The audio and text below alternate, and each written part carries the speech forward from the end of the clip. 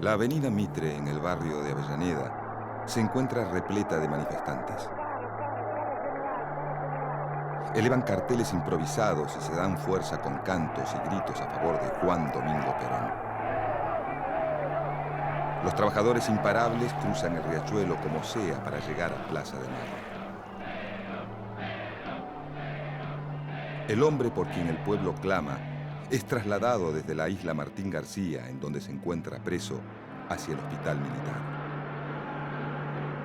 Hay clima de confusión y aunque Perón ha sido obligado a renunciar a sus cargos y aparentemente está preso, realiza llamadas, recibe a políticos, a funcionarios civiles y militares y hasta lo visita una delegación obrera.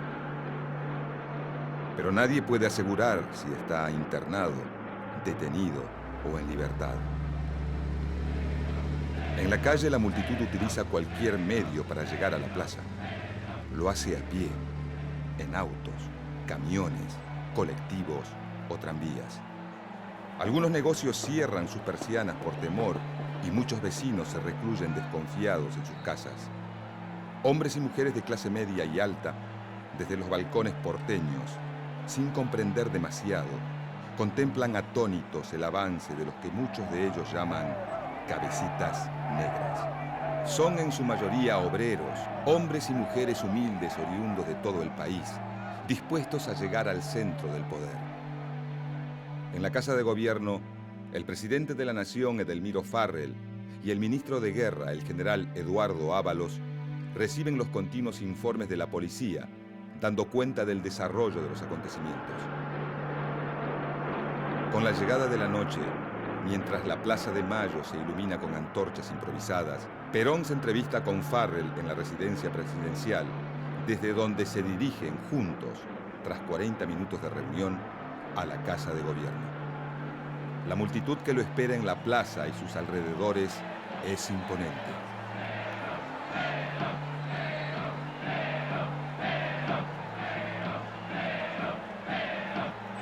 En aquella noche del 17 de octubre de 1945, varios cientos de miles de personas están dispuestas a quedarse en la plaza hasta que su nuevo líder salga al balcón. Es el comienzo de una nueva era en la historia argentina.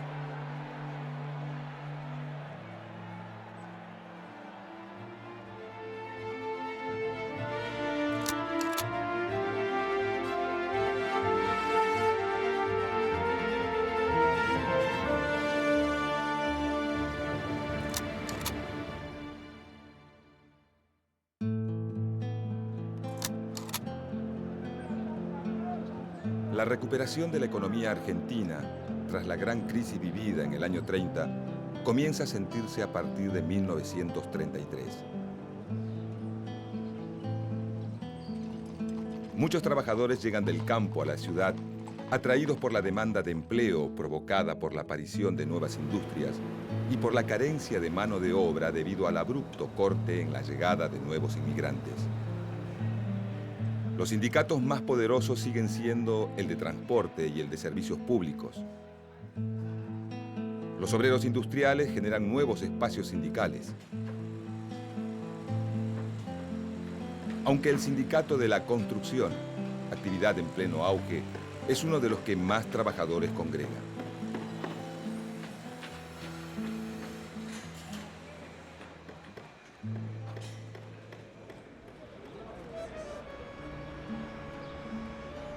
Ante las presiones sindicales, el Estado, aunque recurre a la represión para acallar las protestas de los distintos gremios, concede mejoras en algunos grupos obreros, como el sábado inglés o la indemnización por despido, y las licencias por enfermedad para los empleados de comercio.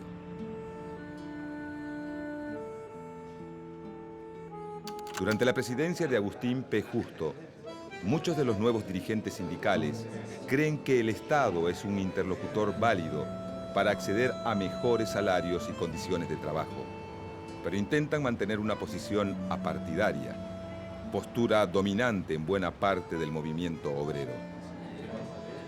Esta tendencia denominada sindicalista es criticada por socialistas y comunistas, que reclaman mayor participación dentro de la esfera política y proponen formar un frente popular contra el régimen de Justo.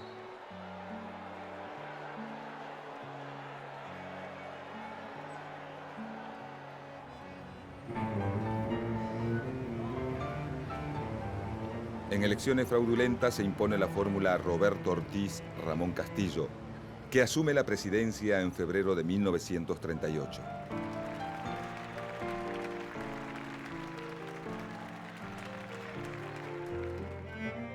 El nuevo presidente es un radical antipersonalista, pero su vice pertenece al grupo conservador más tradicional, el de los seguidores de Agustín P. Justo. El presidente Ortiz se acerca al radicalismo atacando al fraude electoral con la convicción de que sin Irigoyen, muerto en 1933, el radicalismo puede ser una fuerza política moderada.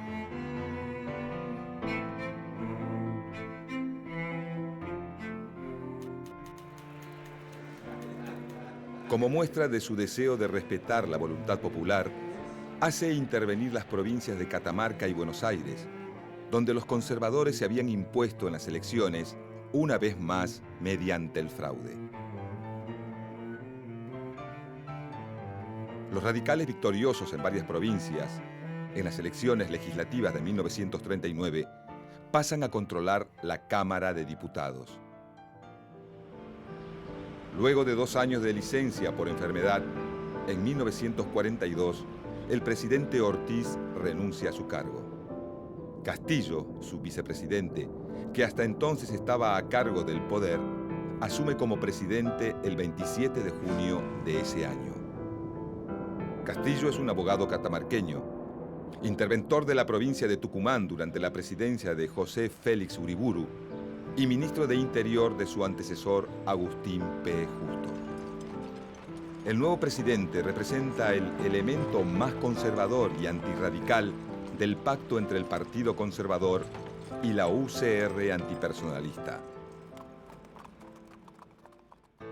Al asumir el cargo no duda en reinstalar el viejo sistema de elecciones fraudulentas.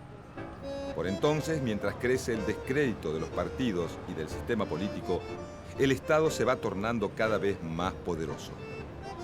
El gobierno negocia con sindicatos, empresarios, fuerzas armadas, iglesia y asociaciones civiles. Mientras tanto, la Segunda Guerra Mundial, que se ha iniciado en 1939, llega a su punto cúlmine.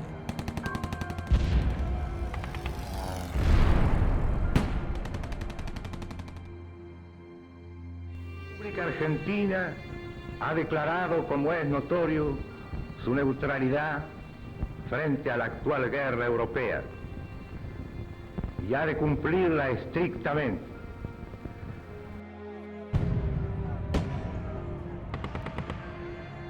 La Argentina mantiene su neutralidad, pero el avance de los alemanes sobre Europa significa para el país la pérdida progresiva de mercados.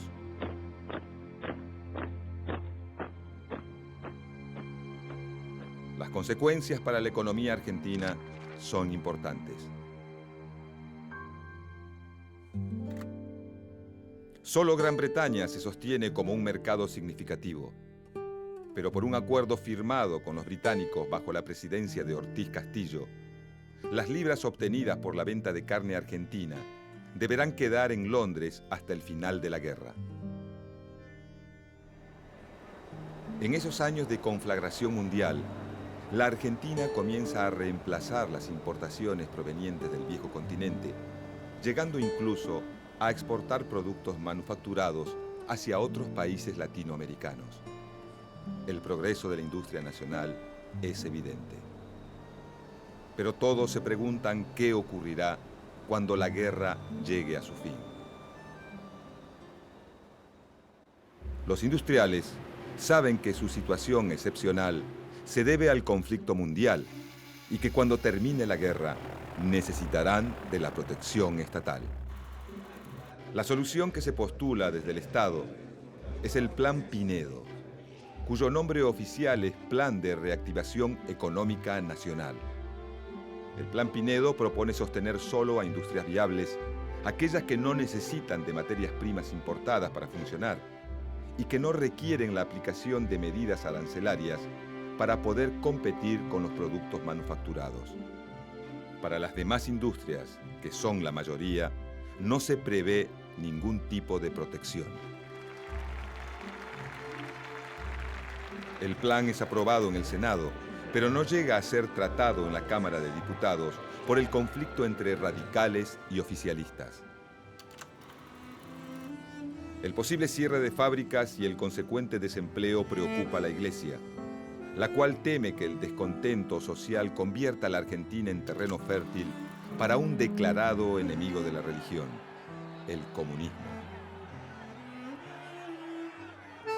Los opositores al gobierno, que acuerdan con declararle la guerra al eje, formado por Alemania, Japón e Italia, acusan al presidente Castillo de nazi y reciben fuerte apoyo de la embajada norteamericana, interesada en consolidar su liderazgo en América Latina.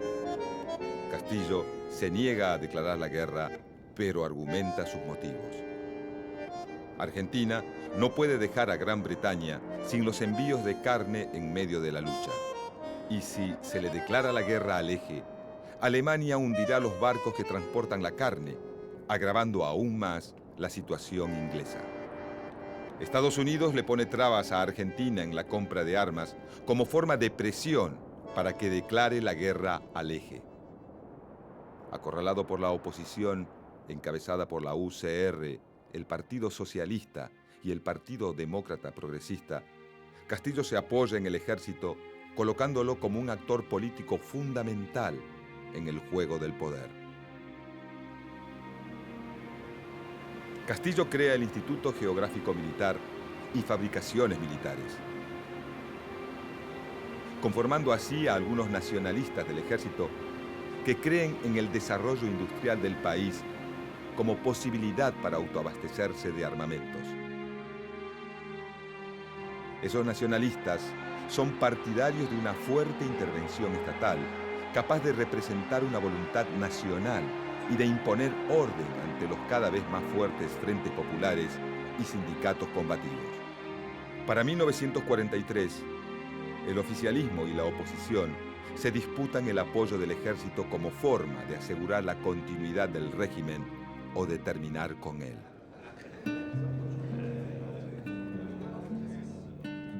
Los radicales ofrecen al general Pedro Ramírez, quien se desempeña como ministro de Guerra de Castillo, la candidatura presidencial para las próximas elecciones, que se realizarían a fines de 1943.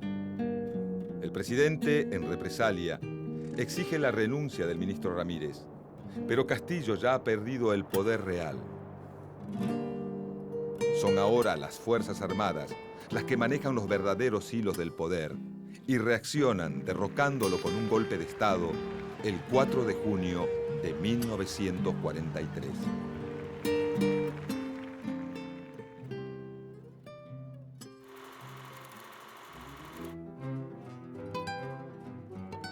Tras el derrocamiento de Castillo, el general Arturo Rawson asume la presidencia, pero en 48 horas pierde el apoyo del ejército y renuncia.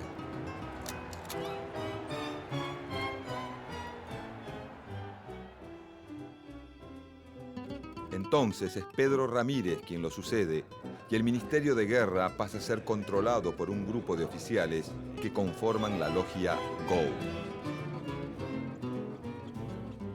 Los integrantes de la logia GO son en su mayoría coroneles que coinciden en la necesidad de dar más disciplina al ejército, acabar con la corrupción y ven al comunismo como el gran enemigo del momento. Su principal referente es el ministro de Guerra, Edelmiro Farrell.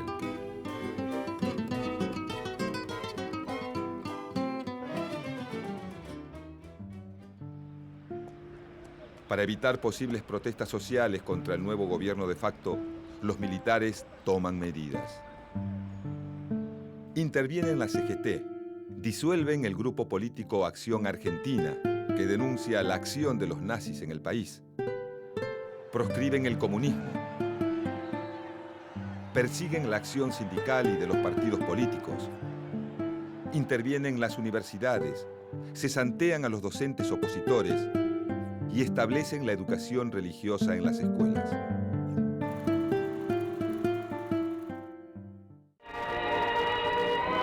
Argentina no puede ni debe penetrar el comunismo. Toda medida de represión siempre justificada frente a los intentos disolventes de los principios de religión, de familia y de patria en la fraternal y progresista sociedad argentina.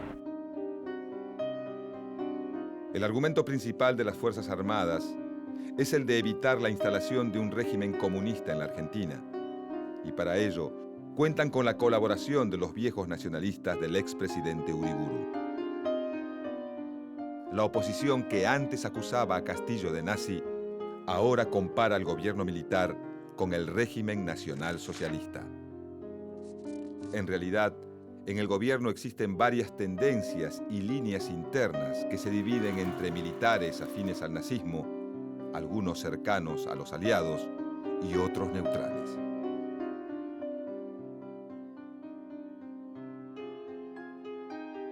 Pero Estados Unidos continúa con sus presiones y actúa sobre el gobierno de Ramírez para que le declare la guerra al eje. En 1944, Argentina, aunque no declara la guerra, sabiendo que el fin del conflicto está próximo, cede y rompe relaciones con los países que conforman este grupo. Ante esta situación, el GO impulsa el reemplazo de Ramírez, que al haber cedido a las presiones de Estados Unidos, ya no es considerado confiable, y logra que se nombre a Farrell presidente. El coronel Juan Domingo Perón es nombrado ministro de Guerra, vicepresidente y además accederá a un cargo que le resultará estratégico. Será secretario de Trabajo. Desde ese cargo se destacará por la novedosa forma de hacer política, basada en un trato personalizado con los dirigentes obreros, circunstancia que lo favorece y lo va transformando en el hombre fuerte del gobierno. Es así como construye su base de poder, buscando apoyo fundamentalmente en dos sectores: los trabajadores y los militares. Establece el control del ejército durante su paso por el Ministerio de Guerra, afianza su poder desde la vicepresidencia y tiende los lazos con los trabajadores y sus representantes desde la Secretaría de Trabajo. Perón convoca a todas las fuerzas sindicales, con excepción de las comunistas, y las impulsa a organizarse y a presentar sus demandas. Supervisa personalmente contratos colectivos de trabajo y establece las vacaciones pagas, el régimen de jubilaciones, de accidente de trabajo y el estatuto del peón. El accionar de Perón provoca un gran crecimiento de su popularidad entre los trabajadores. Perón asegura que este acercamiento evitará la penetración del comunismo dentro de la clase obrera. Y empieza a aparecer en sus discursos una idea que luego será uno de los pilares de su doctrina política: la justicia social. Pero las medidas y leyes que Perón va obteniendo a favor de la clase trabajadora distancian al gobierno de Farrell de importantes sectores del empresariado nacional.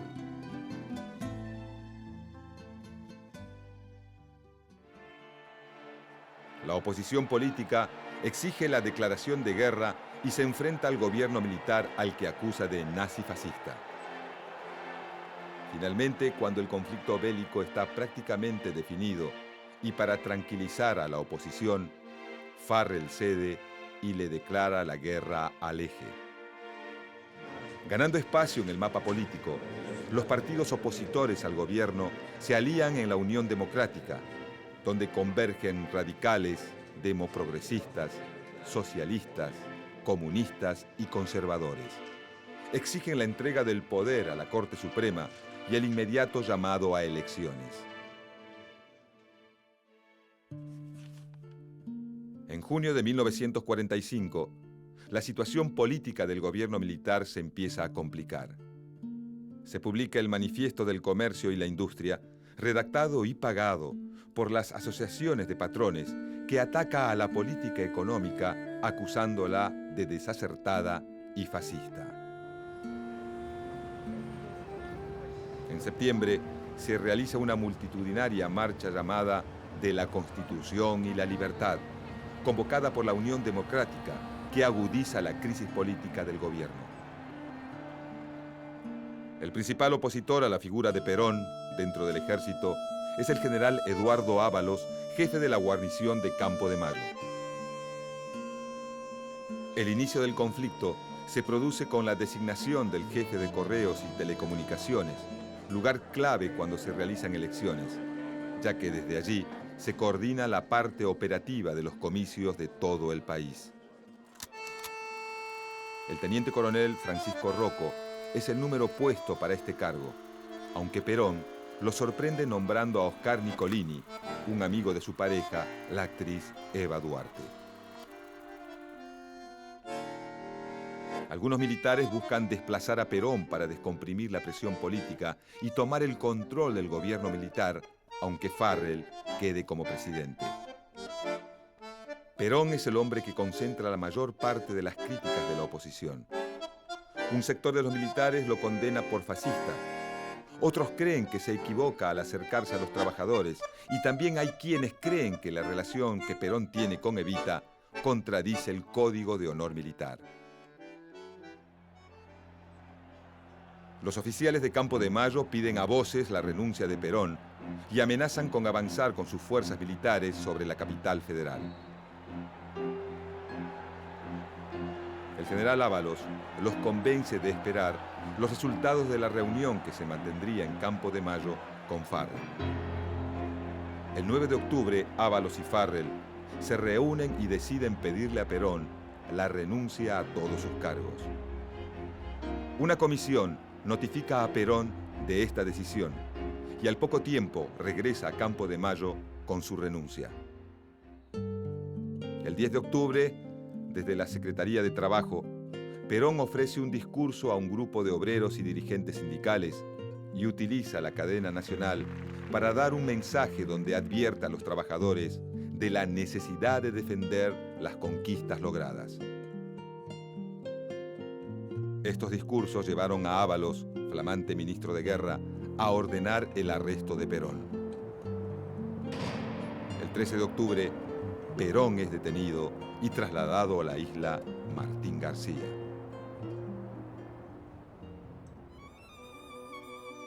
Mientras se encuentra privado de su libertad, Juan Domingo Perón le escribe una carta a su amada, la actriz Eva Duarte. En un documento íntimo que quedará para siempre en la memoria de los argentinos, le dice que la quiere. Le avisa que ha pedido el retiro de la fuerza y que apenas recobre su libertad se casarán y se irán a vivir tranquilos a algún lugar de Chubut. Se queja de que tanto Ábalos como Farrell lo han traicionado y le dice que le pase una nota a Domingo Mercante para que inicie acciones legales. También le pide que se quede tranquila. Viejita de mi alma, tengo tus retratitos en mis pies y los miro todo el día con lágrimas en los ojos. Que no te vaya a pasar nada, porque entonces habrá terminado mi vida. Cuídate mucho y no te preocupes por mí, pero quiéreme mucho, que hoy lo necesito más que nunca. El mal de este tiempo, y especialmente de este país, son los brutos, y tú sabes que es peor un bruto que un malo. La carta está fechada 3 días antes del histórico día, el 14 de octubre de 1945. El 16 de octubre se reúne la Central General de Trabajadores, CGT, para tomar posición frente a la crisis política desatada. Exigiendo que se mantengan las conquistas sociales obtenidas en los últimos años, deciden llamar a una huelga general para el día 18. Pero nada dicen sobre la detención de Perón. Sin embargo, hay otra voz que el 17 de octubre está dispuesta a hacerse escuchar. Tanto en Buenos Aires como en Tucumán, Córdoba y Salta, los obreros se aglutinan en las puertas de sus trabajos. Son muchos los que preguntan por Perón. En algunos barrios porteños y del cono urbano, donde abundan las fábricas, comienzan las movilizaciones que claman por su nuevo líder. Juan Domingo Perón es trasladado desde la isla Martín García, en donde se encuentra preso, hacia el hospital militar. aunque lo visitan políticos, funcionarios, militares y hasta una delegación obrera. Nadie puede asegurar si está internado, detenido o en libertad. En las calles, la muchedumbre cada vez más numerosa está decidida a llegar a Plaza de Mayo. En su mayoría son obreros, hombres y mujeres de todo el país. La policía, desbordada, no puede detener a los millares de hombres y mujeres decididos a recuperar el poder. En la Casa de Gobierno, el presidente Farrell y el ministro de Guerra Ábalos reciben los continuos informes de la policía que dan cuenta del avance de los acontecimientos y las presiones de algunos generales que exigen reprimir con el ejército a los manifestantes. Domingo Mercante, colaborador de Perón, llega a la Casa de Gobierno con una orden: dejar que se junte la mayor cantidad de gente. El ministro de Guerra Ábalos le ordena como su superior hablarle a la multitud para lograr la desconcentración. Ante el intento vano de Mercante de dar un discurso, es el mismo Ábalos quien sale al balcón para convencer a la multitud. La silbatina y el griterío son ensordecedores. Para las 5 de la tarde, el calor en la plaza es agobiante. Salvo el diario La Época, cuyo director, Eduardo Colom, apoyaba a Perón, ninguna publicación de la tarde le da importancia a los sucesos. La espontánea consigna popular de concentrarse en Plaza de Mayo es un hecho sin precedentes. Farrell se retira a la residencia presidencial y deja a cargo de la situación a su ministro de Guerra, que decide entrevistarse con Perón en el hospital militar.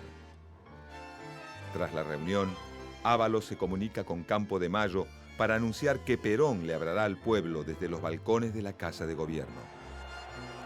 La noticia conmueve a los militares que provocaron la renuncia de Perón, pero la desconcentración por medio de la fuerza ya no es posible sin desatar una batalla campal de consecuencias inimaginables.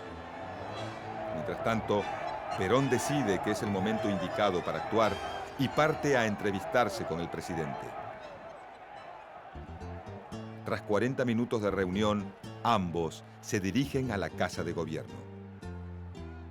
En la plaza, la noche se ilumina con miles de antorchas improvisadas.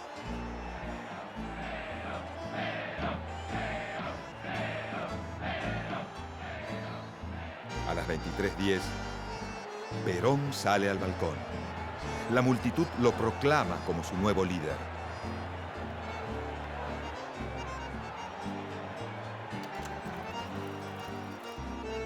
En un país que viene de 13 años de fraude electoral y de 2 de gobierno militar, la manifestación del 17 de octubre de 1945 evidencia el crecimiento, la organización y la politización de la clase obrera argentina. Los trabajadores y Perón forjan un pacto indestructible.